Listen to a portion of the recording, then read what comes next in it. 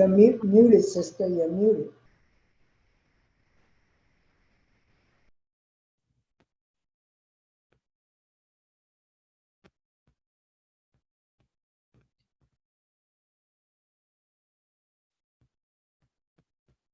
Mona, you're muted.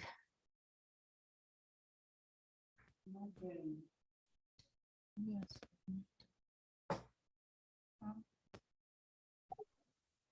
No sound. We're not hearing you, Mona. Yeah, now. Is this okay? Yeah. Okay. Good evening, everyone, and thank you for joining us for tonight's Thursday Night Talk series. To everyone joining on Facebook, YouTube, in person, and on Zoom, a warm welcome from the Manhattan Meditation Center and the Peace Village Retreat Center. Before we dive into today's topic, we have some announcements. In addition to these ongoing Thursday night talks and our daily Power Boost live meditations at noon, we have a few events coming up. Next weekend, on April 29th and 30th, is our 2-day meditation course, The Invisible World of Truth, from 11 to 12:30 p.m. The following week, from May 1st to May 7th, we have our complete 7-day meditation course, Reviving the Higher Self. So if you're interested in either or both of these courses, you may want to get them on your calendar now. Details and registration information for all events can be found on our website at manhattanmeditationcenter.org, which I will post in the chat shortly. All events are recorded and available on our YouTube channel, so please do subscribe and turn on notifications so you'll never miss an event again. For tonight, those of you on Zoom are most welcomed and encouraged to turn on your cameras. Feel free to unmute to ask questions, or you can put them in the chat and we'll do our best to answer them. And we'll leave some room at the end for some Q&A. Today's topic, Dare to See Beyond the Obvious. We have Sister Rona today with us to take us into a deeper understanding of the subtle energy that drives all aspects of life, and that is beyond the physical eyes, that is beyond what the physical eye can see, beyond the obvious. So welcome to Sister Rona. Thank you, Mona. And good evening, everyone. In person. You're at the muted, Sister center. Rona. Really? No. It looks unmuted. Can't hear. We can hear you. Can you hear me? Yeah, they can hear me. Yeah, it's not Yes. good. Yeah. Okay. Not sure what happens with Mo. And welcome also those who are here at the center. That is kind of nice to have a hybrid version these days of everything. Maybe we can start with a moment of silent reflection, and in that silence, reflect on this theme, dare to see beyond the obvious.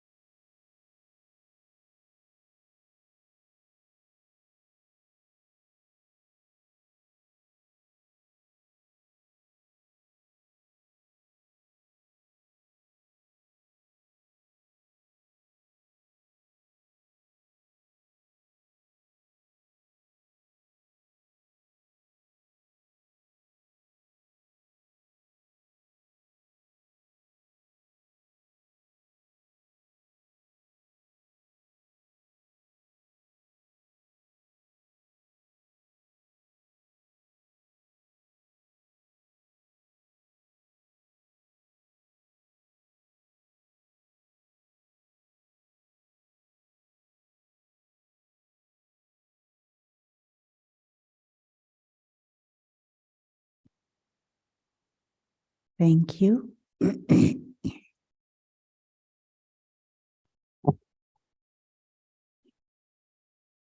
Interesting topic, no? Today. So why should we even try to see beyond the obvious? One reason is you might discover a completely different perspective than you thought things were. And a broader perspective, a deeper perspective, you might discover things that you never took into consideration before. No, and at any moment, to make choices, to take decisions, it is good to see the complete picture as much as possible.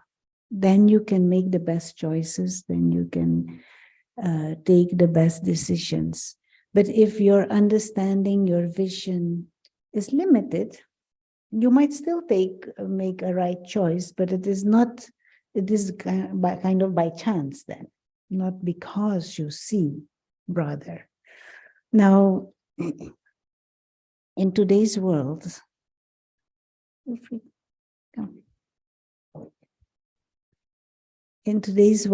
we live so fast, we live so hectic lives, and we also tend to multitask.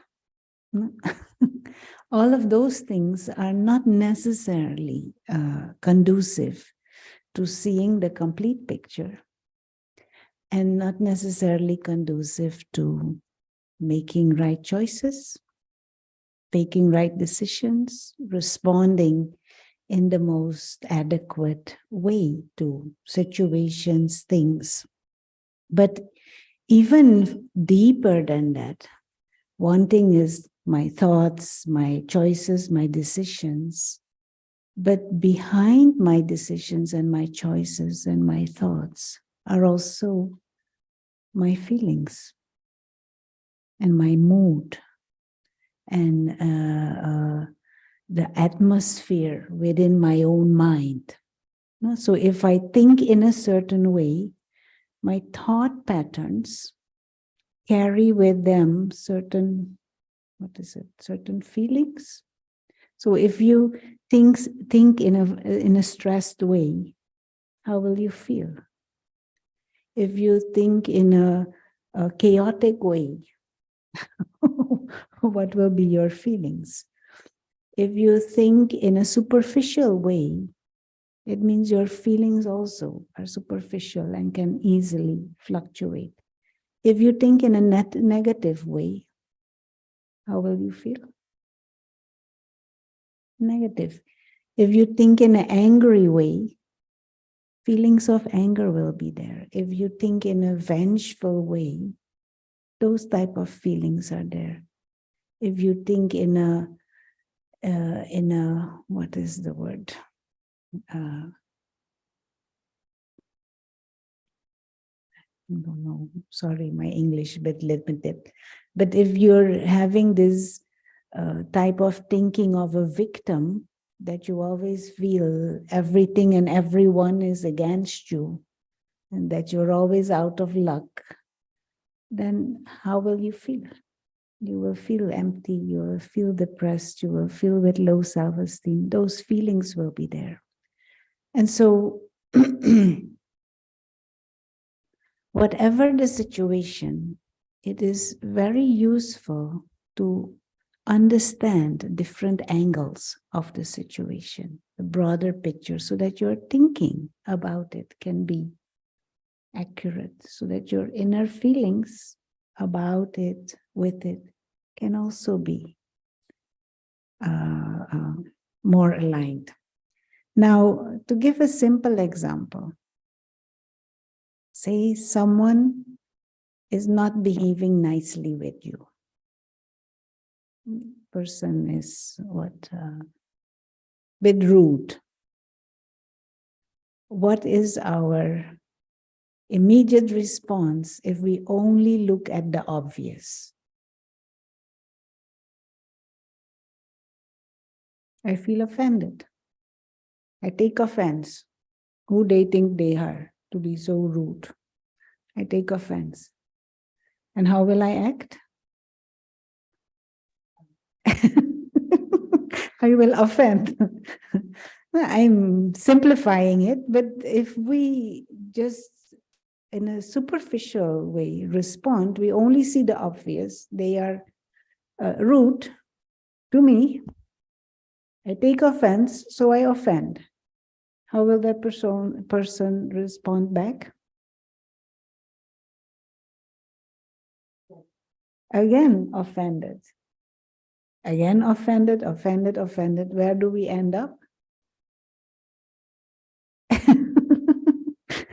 In a war.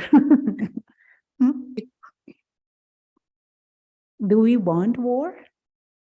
Anybody here wants war?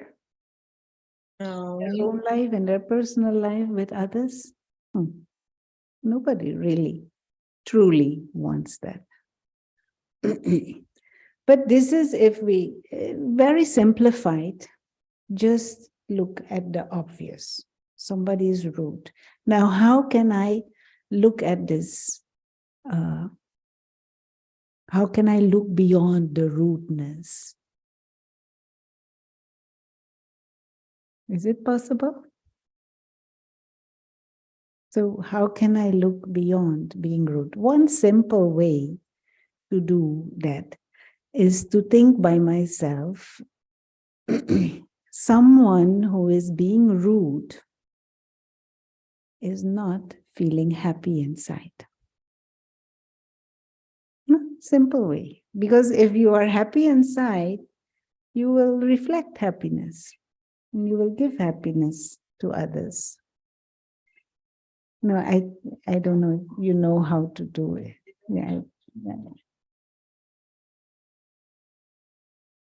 Yeah, okay.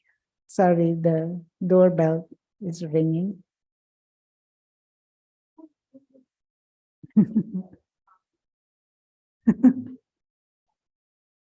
Yeah.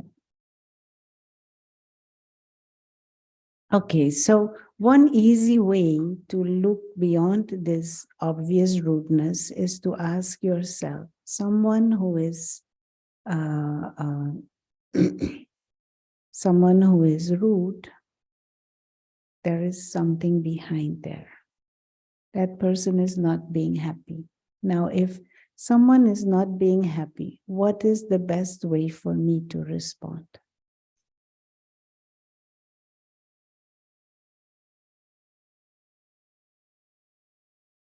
Do I want to add to their unhappiness?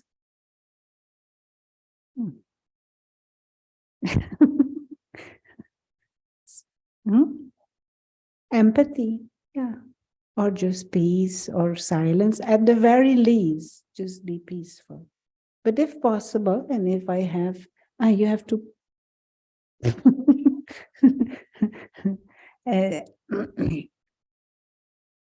But if I have the ability, then to even be courteous. How do you say courteous?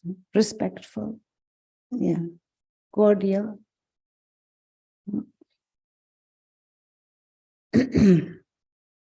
And what will happen with the other when you do like that?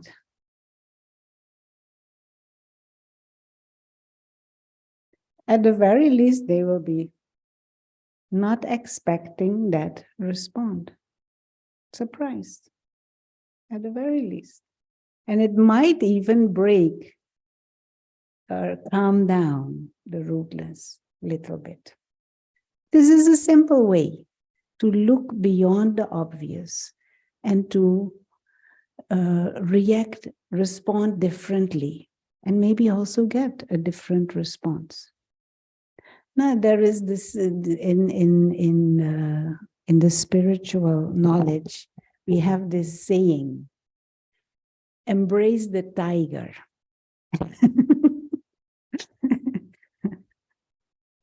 Meaning, do what is unexpected, and you will get unexpected, results. And of course, I'm not saying you go and embrace some tiger, but you might be surprised. The tiger might be surprised and think, whoa. But do unexpected. That is one way to see beyond, see behind. You will discover other emotions, at least within yourself, at the very least. If someone is rude and you behave in a cordial way, how do you feel about yourself? Well, if that person is rude and you are rude, how do you feel? You will just feel lousy. or at the most, you will feel arrogant. I got them. or them. No, but this is a mindset to train yourself to see behind, to see beyond. In every situation, it is possible to see a bigger picture. Now, if a person is rude to you, and you find out that they were, what? They were just fired, and they just lost their house, and wife left them, 2 children, they're thrown out on the street. How will you think?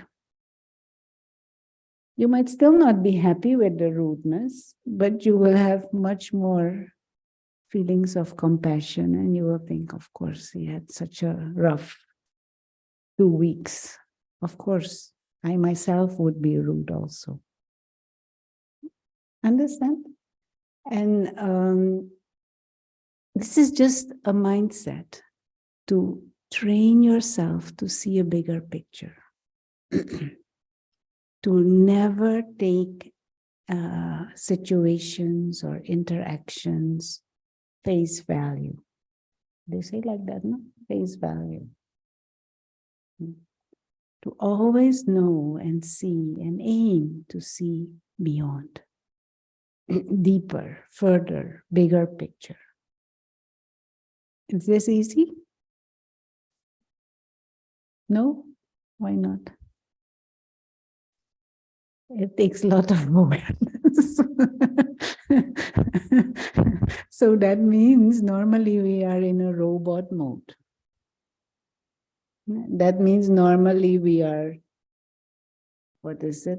Closed, just looking what I want, how I want, where I want. That's it.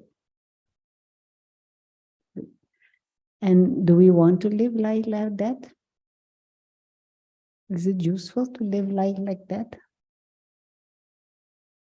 And it is the ego within us that limits our perspective, limits our thinking, limits our, what is it, attitude, limits our vision.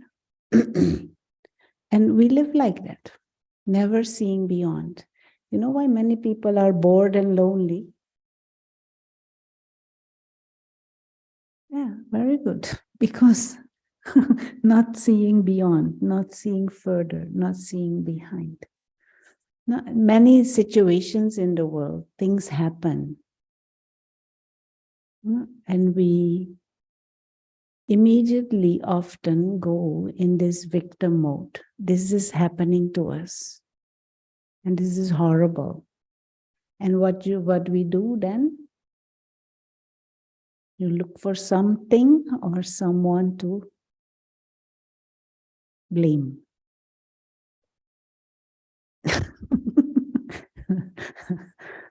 How does that make one feel? Yeah, you feel victim, more victim, because they are in power, they are in charge, and they made us feel miserable. They created this situation and we are helpless. And so this disempowered thinking has become endemic.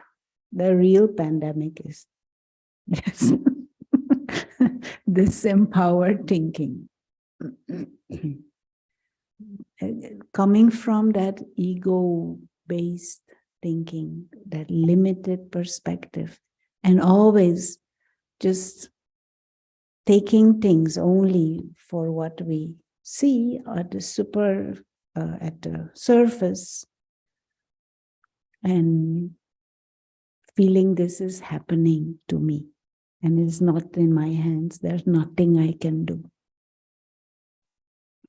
Now I move to the board to help us understand this topic a bit.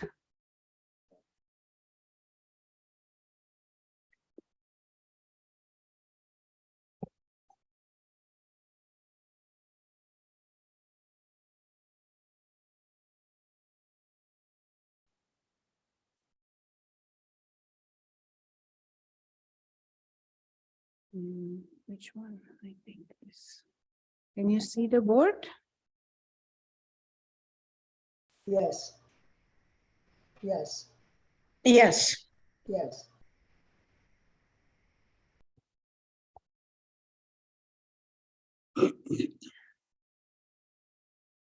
Just simplified, no? We just trying to break it down.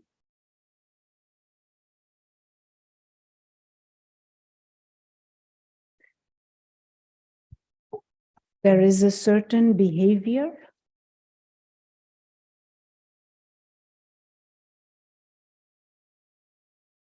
and we often just watch, judge, condemn based on that behavior.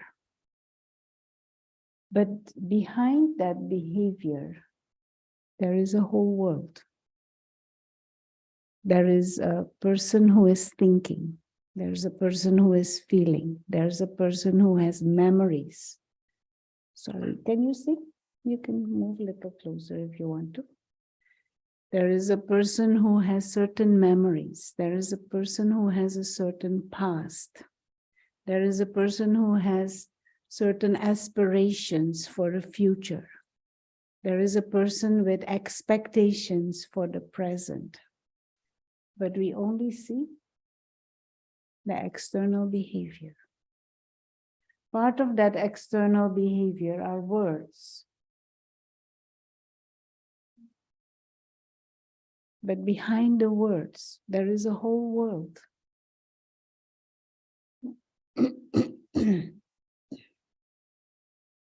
And we often dismiss all of that and make our choices, our decisions, our stamp, our judgment based on just this.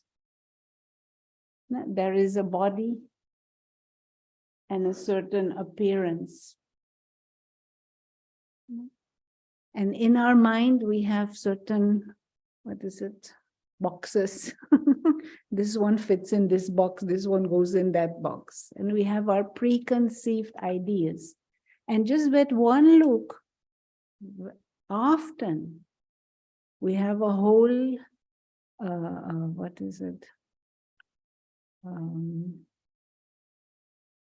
can't find the words today. Categories, maybe?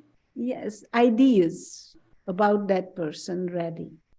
Very often, just based on looks or an appearance, based on a certain behavior and based on a few words.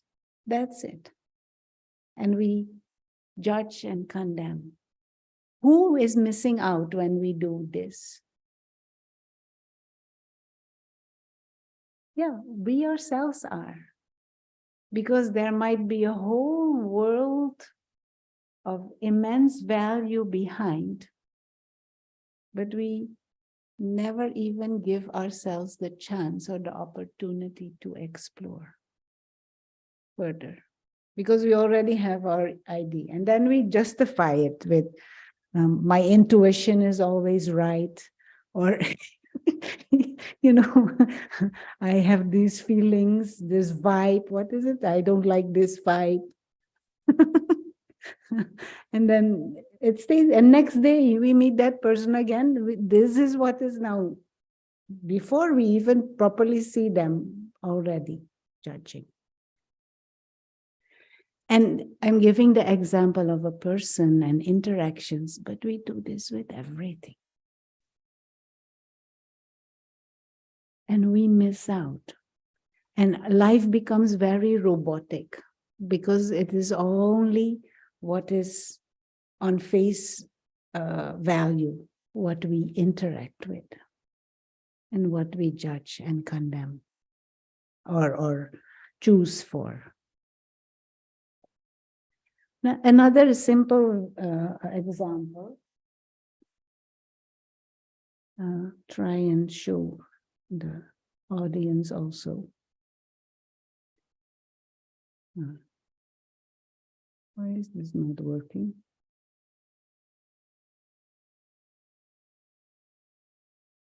Oh no, what is going on here? Kanupriya, can you? There is this, I don't know why, this black thing. Maybe you have to put on menu.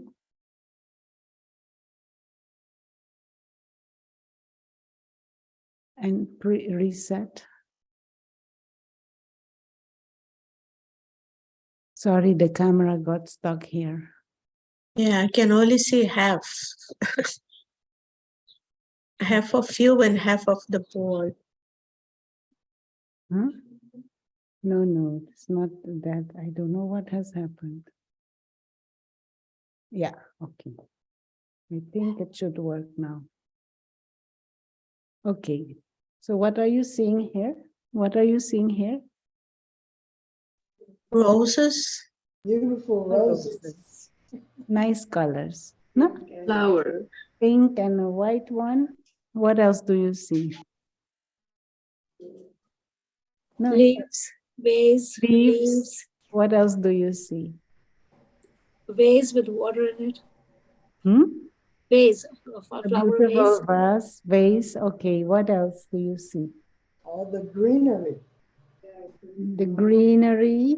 What else do you see? Beauty. What else do you see? Well arranged. Very good. Some thorns. Some thorns. No, these ones have no thorns.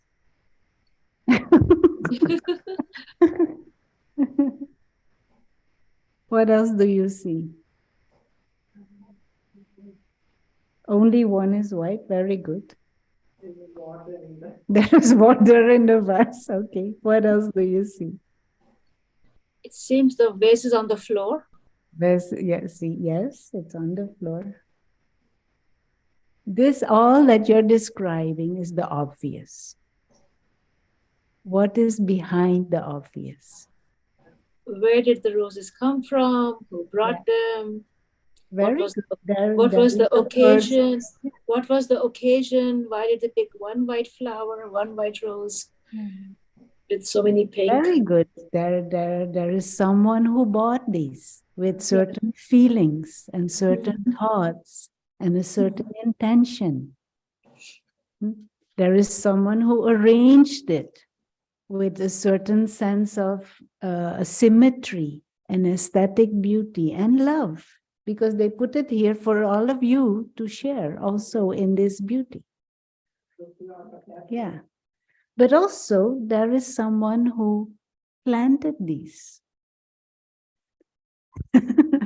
There is someone who cut it, nurtured this, and cut it, and then packed it, and all of that, transported it for you to, and then put it in some shop, and then for the person to buy it from the shop.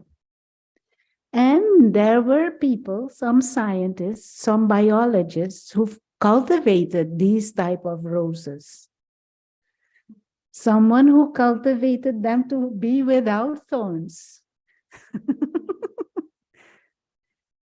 You understand what I'm trying to say? This is the obvious, but there is a whole world behind this obvious. and to train ourselves to see. Look, just a vase, and you say, oh, nice, beautiful color. Do they have smell? You say all of that.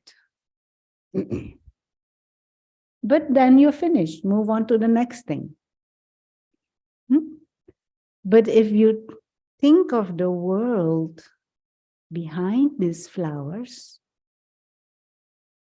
then you begin to see the richness of everything. And I'm not only this doesn't only apply to flowers. This also applies to this chair. This also applies to this microphone, to these markers, to this whiteboard, to your clothes, to everything, to these glasses. Someone thought how to make this, why to make this, what for to make this. There is a whole world behind. And this mind of appreciation comes much more into play when we think bigger like that. You know, you will go home, some of you might take the subway. What you will do? Dirty subway. Why have I 3 minutes late? All these people, it's smelling bad here. But this subway system is ingenious. Millions of people travel with it. And it works. And I didn't do anything to contribute to it. Only thing is I complain about it when it is not to my liking. Yeah, exactly. No, so when we dare to see beyond further, we discover our own limited thinking, but also we discover that there is a vast dynamics behind everything. And we learn to appreciate much more. But I think it's easier to analyze the objects, but harder to work with people like that. So Vimal is saying it is easier with objects, but harder with people. But people are even more intriguing. And there is much more dynamics going on behind each one. There is a whole story behind everyone, which is much more rich than these roses, than their story. So everyone is like a walking miracle. But we don't see like that. We just see skin color and hair and clothes and behavior, listen to the words, and then we have our judgment ready. Finish. You begin to get a sense of the power of this when we start doing this, seeing bigger picture. And if we start to interact in this way, our mind will be much more, what is it? Sensitive and refined. And this is still just the surface. We're still just scratching the surface. Because if you take even bigger concepts, like human being, like life in general, and what is beyond, where have we come from? Where are we going? As a human race, as a being of consciousness, those are even bigger pictures. And it is very worthwhile to look at those bigger pictures also. Simple question of this. When we meet each other, when we interact, what is it that we see?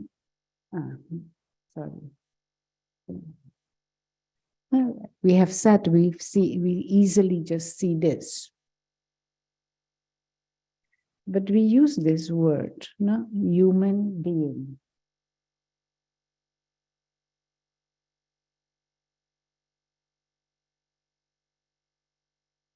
What does this word mean?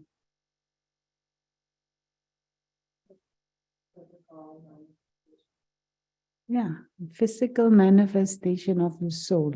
Very good, but I don't think even any dictionary gives that definition.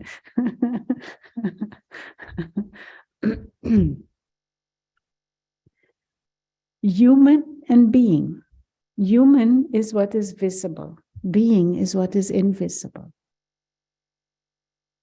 Human is what you see and normally you judge and you decide based on that. Being is invisible. But the being is the living entity, the consciousness. So when we interact with someone, are we interacting with the human or with the being? Are we even seeing and acknowledging the being behind?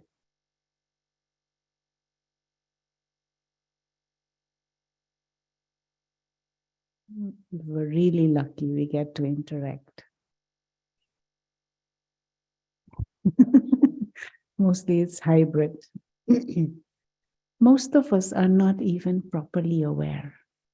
We use the word human being, but we don't know what it really means.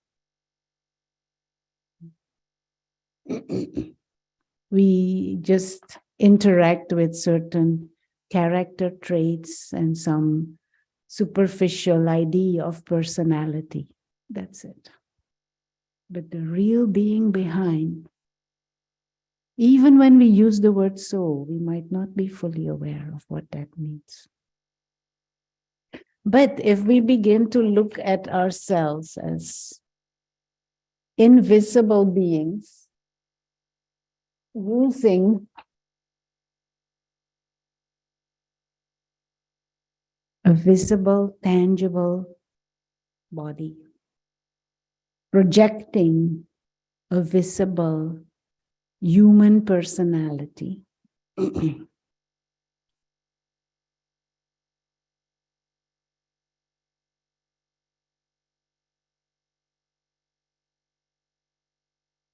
These are earrings. No?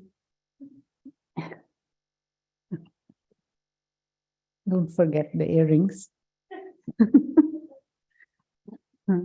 They form part of the personality.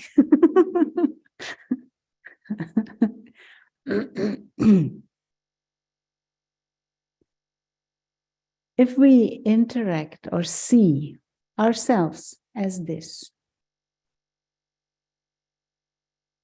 and then associated with some others around, associated with some job, associated with some culture, some nationality, some possessions, and some positions and job. This is me, we think. No? And this is, some of it may be obvious, and some of it may be not so obvious. There may be certain ideas, a certain intelligence,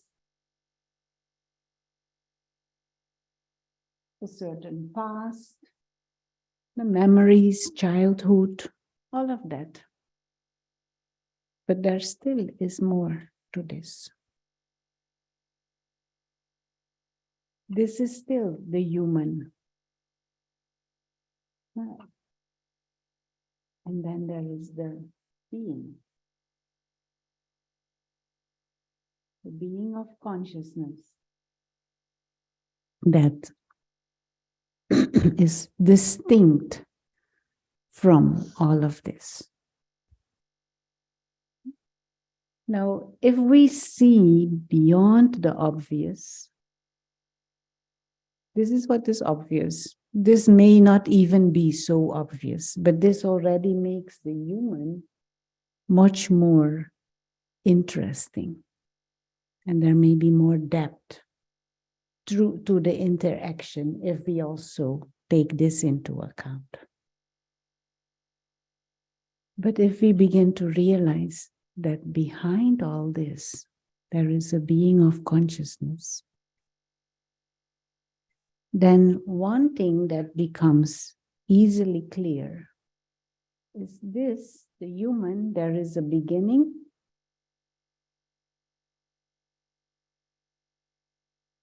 and there is a end.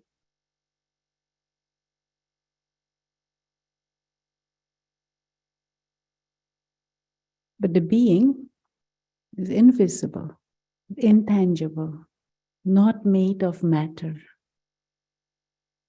No, matter has the characteristic that it has a beginning and an end. What is non-tangible transcends the limitations of beginning and end. So when you see beyond the obvious, what can you see? The timeless, the immortal being. For example,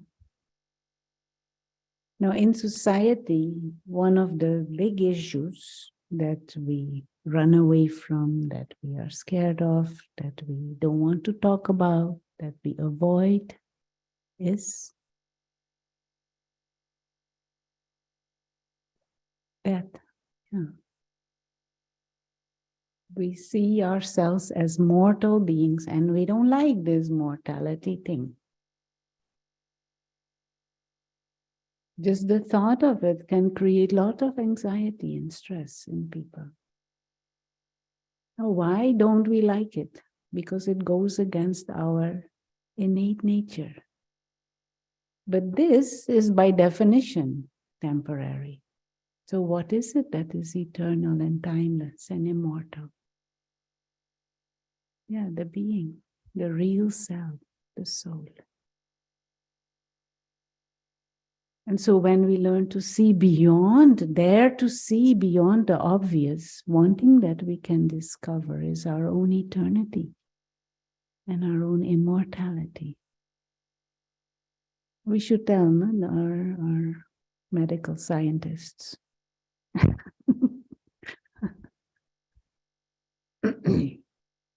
That immortality cannot be achieved for this. There is inherent limitation to this. Now we can make it function a bit better and a bit longer, but we can't reach 200 years for this. But the being transcends those limitations.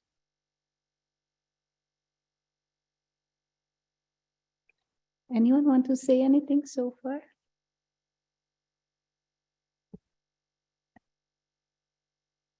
Now, another thing that comes from this is that if this applies to me, it also applies to everyone else.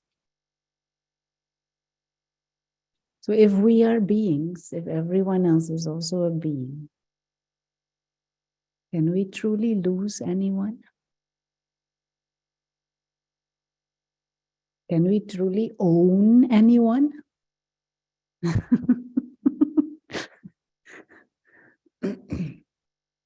But we like to think like that, no? My child, my husband.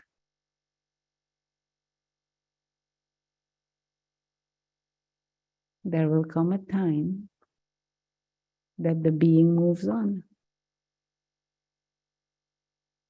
And this has ended. But the real you and the real me still exist. And we continue the journey. So when we see behind and beyond the obvious, we can begin to see that as spiritual beings, souls, beings of consciousness, we are travelers.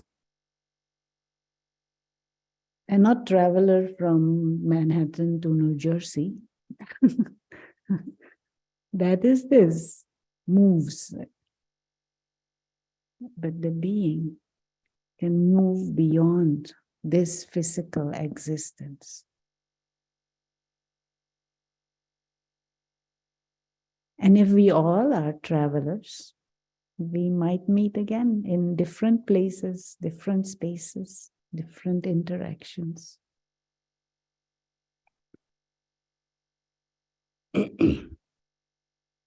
Now, when we begin to think in this way, see in this way, different feelings come inside.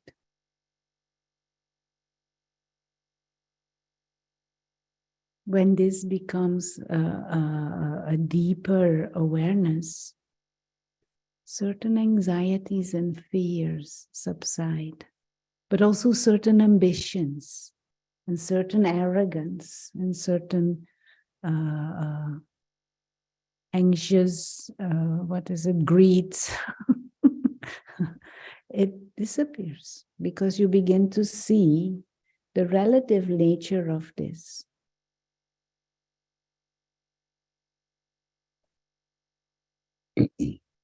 Anyone want to say anything?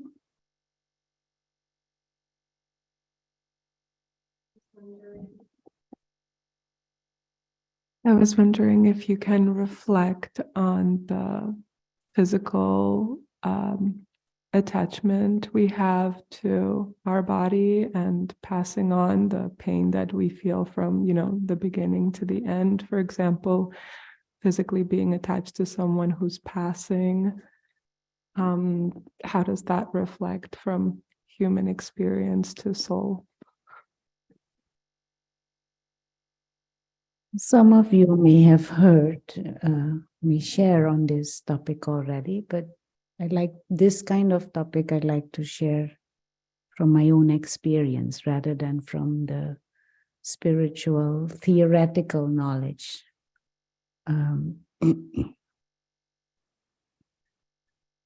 The father, my father of this body, we were very close for a very, very long time. He was, growing up, he was my hero. He could do anything. And he was intelligent, he was perfect, and he cared for us. He was everything. And growing up, I could not even conceive the idea that one day he might not be there. I could not even fathom. I couldn't even go there.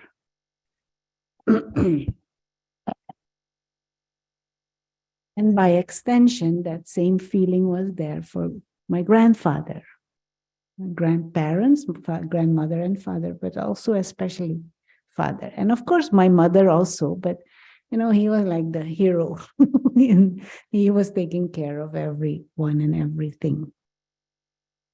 Then I started my spiritual journey, and he was not too happy with that.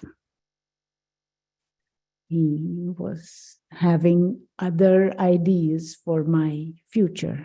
So that was like the first kind of test of my attachment and my idolizing of him. How independent am I truly, and how much truly I can stay with what, to my understanding, is right for me and my choices. Which, of course, gave a big friction and a big conflict. But over the years, it kind of mellowed and he accepted. And then he became sick. And at that time, he asked me to teach him how to meditate. And I, oh, okay. Okay. But by that time, I was already a number of years on the journey. And I had been practicing this soul consciousness.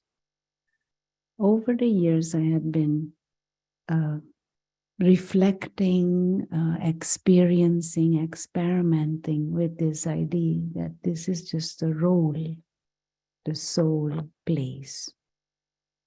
Everyone is a spiritual being, including self. There was a time when soul was not in this body.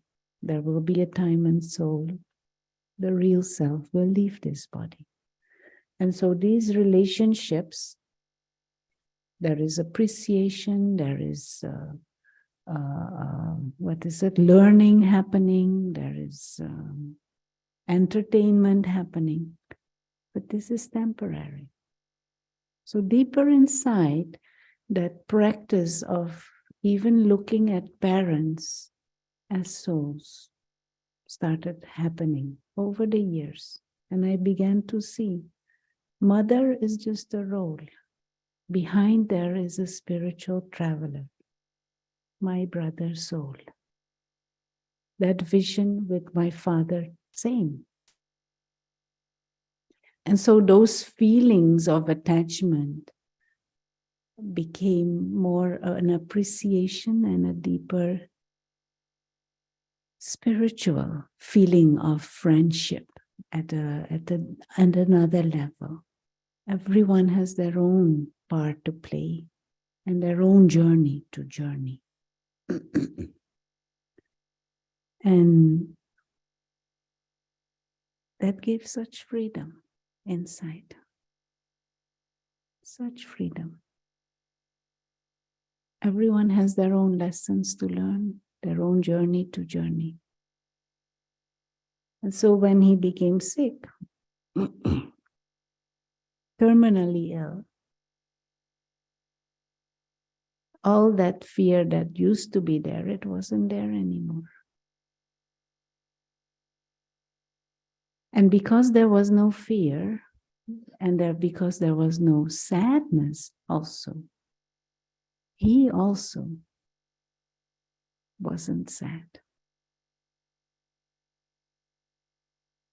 He also could easily take in the spiritual knowledge, starting to meditate, transcending this limited identity and feeling light. And it was a journey of maybe 8-9 months for him when he was from diagnosed till so leaving the body. And I clearly remember the last 2 months in his room, it was so light, feeling of lightness. And it was almost like he became so subtle and like light, because he was also transcending this limited thinking of me, mine, my, detaching. And it was just a very beautiful time where he was peaceful, where he was loving. My mother used to say, I have to remind her because I think she forgot. She used to say, "This is the man I married." Now he was so gentle and what is it?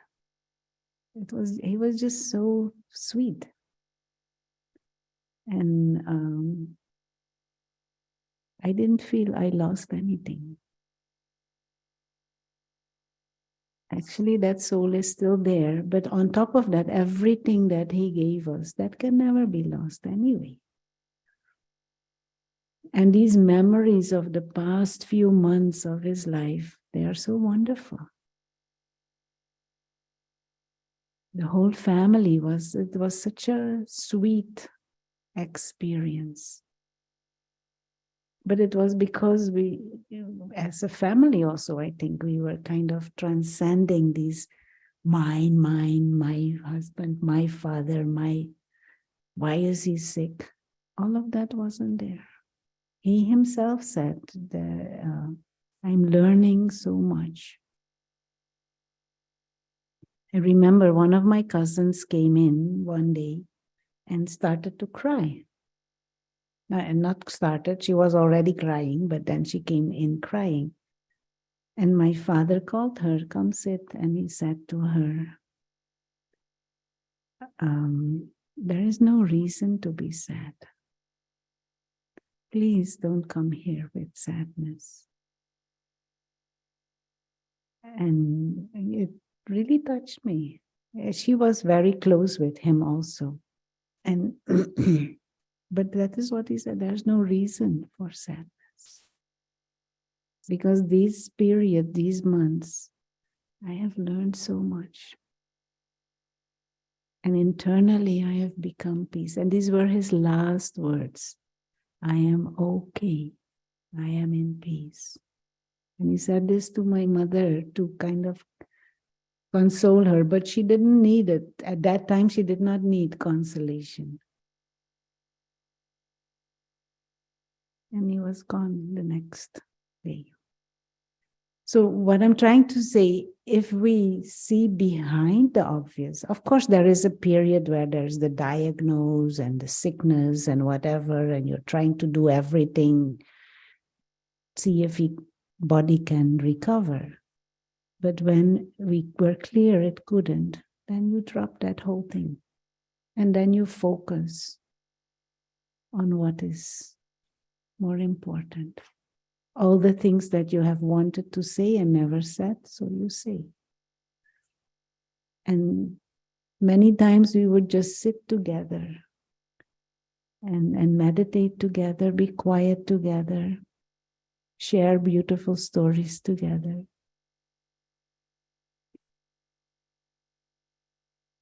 Now I understand that this is this is not common. I don't think this happens very often, but it can.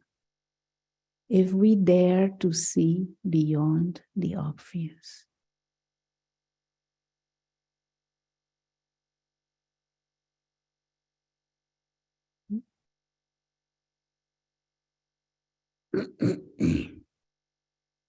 And I still don't feel I have lost. Because even at a human level, whatever he has given me, it is still there. That hasn't gone.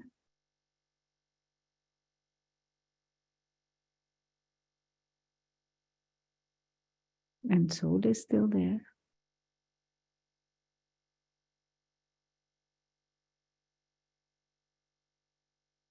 Want to say anything? Ask anything?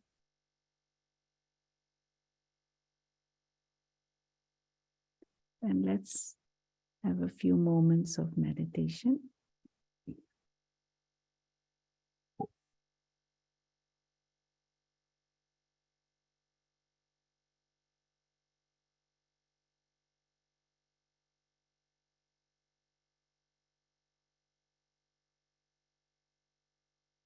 So we gently just take a few moments.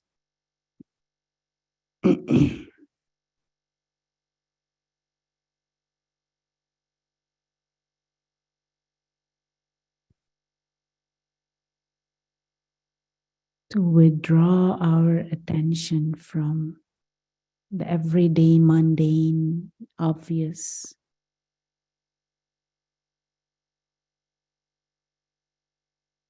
And remind ourselves that there is a visible world and a visible dimension, and there is an invisible dimension.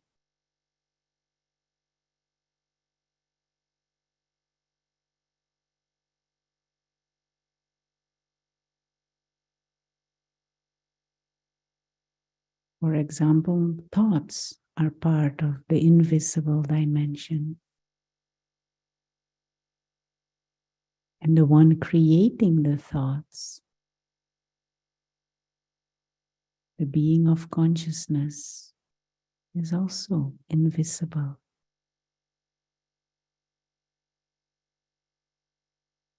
Body is visible, And we appreciate that. That's fine. But never lose the awareness that behind the obvious, there is a whole world.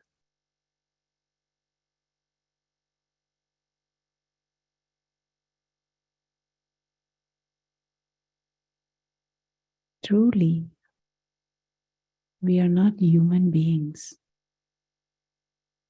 We are invisible, timeless beings of light, spiritual beings.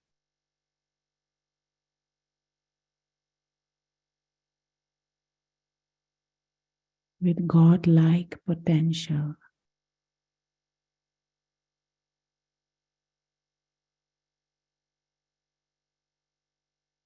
And this whole physical world is just a game of human life.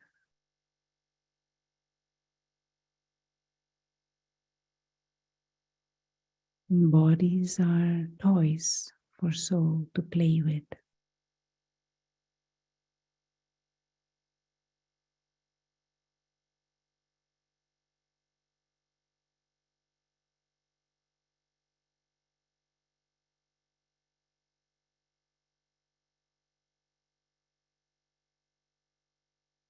And just reflect on this. The true self, the real self, is this timeless, conscious, living light. Like a tiny star.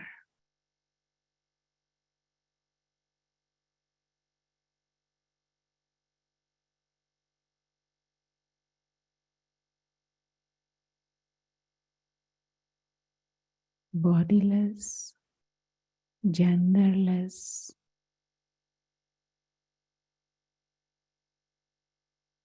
being of light, the soul.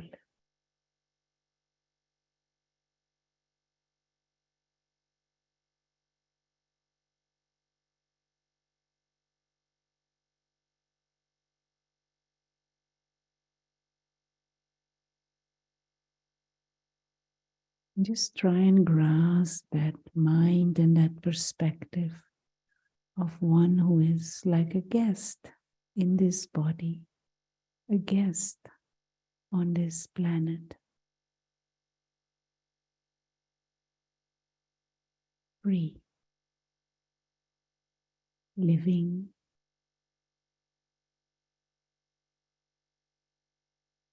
pure light.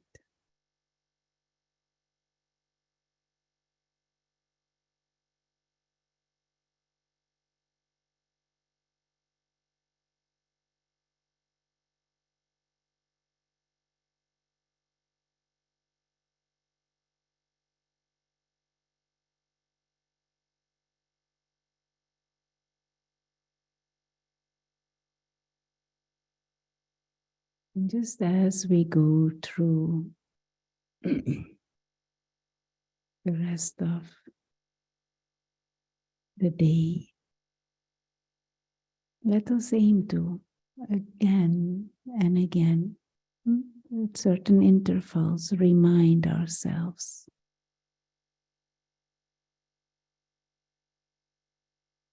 to see beyond the obvious.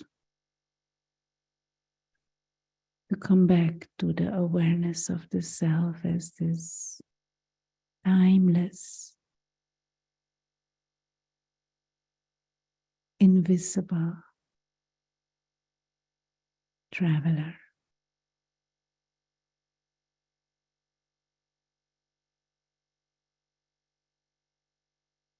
Thank you. Om Shanti. Shanti. You want to say anything, Mona, or? Okay.